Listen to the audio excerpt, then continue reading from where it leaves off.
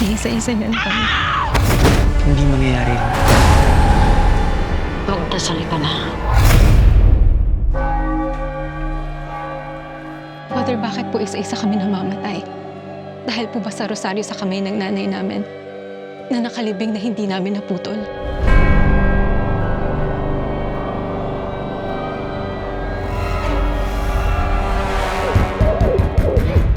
Baka mamatay lang ni Maring. Sumunod agad si Magda.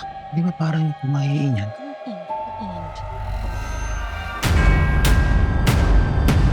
Ang rosaryong ito ang nag-uugnay sa inyo sa namayapan ninyong ina. Kaya kayo iniisa-isa. Kailangan maputol ang rosaryo bago kami maubos.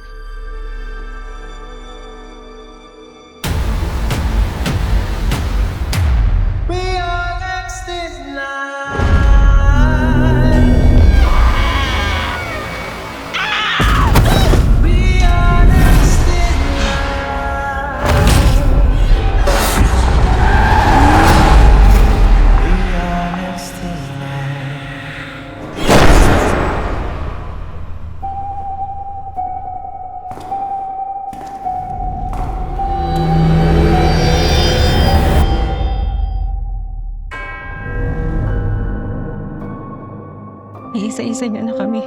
Hindi mangyayari yun. Benedicta Ate!